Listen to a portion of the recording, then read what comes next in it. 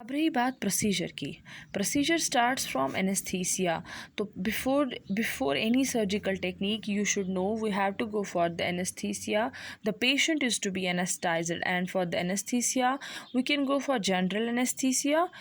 We can go for general anesthesia in which whole body is to be anesthetized. हम general anaesthesia patient को देते हैं.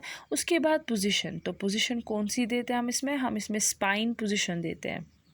We go for the spine position with a sandbag under the shoulder.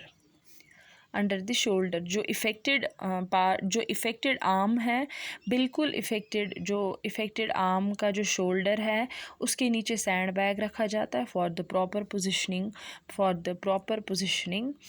for the proper surgical positioning. After giving the position, we go for the surgical skin wash, which is a sterile technique which is done before every surgical procedure, जिसमें हम surgical skin wash करते हैं और draping करते हैं. जब हमने surgical skin wash किया, ड्रेपिंग किया, उसके बाद हम स्टूडेंट्स क्या करते हैं, हम जो ये आर्म है, इफ़ेक्टेड आर्म है, इसको अपनी पोजीशन देकर, इसको एक्सपोज करके हम एक इंसिजन देते हैं. We go for incision which is to be vertical incision. Vertical incision दिया जाता है. ये एंटीरियरली भी दिया जाता है, एंटीरियर साइड से भी दिया जाता है, पोस्टीरियर साइड से भी दिया जाता है.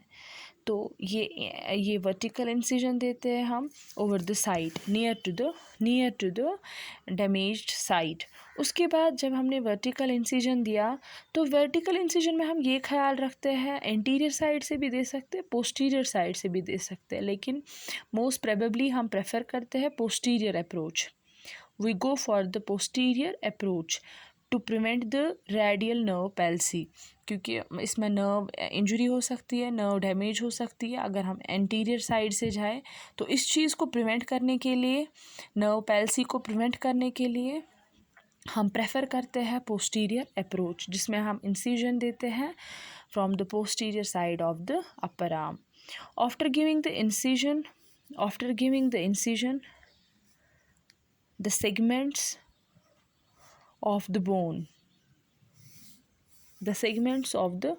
bone are to be holded by bone clamp. जो ये फ्रैक्चर्ड सेगमेंट्स है, इनको होल्ड किया जाता है, बोन क्लैम्प से किया जाता है इनको होल्ड, और रिड्यूस किया जाता है और मैनिपुलेशन किया जाता है. मैनिपुलेशन से क्या होगा, जो ये दो फ्रैक्चर्ड सेगमेंट्स होते हैं, जो ये दो फ्रैक्चर्ड पार्ट्स होते हैं बोन को, ये रिड्यूस होते हैं. ये अपनी जगह में अपने अलाइनमेंट में वापस आते हैं. तो हमने रिड्यूस करना है इन दो बोन्स को, दो फ्रैक्चर्ड पार्ट्स को हम टेम्परेरी रिड्यूस करते हैं by using the reduction clamp.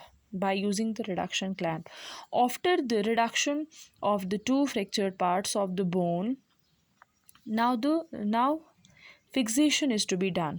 After the reduction, now fixation is to be done.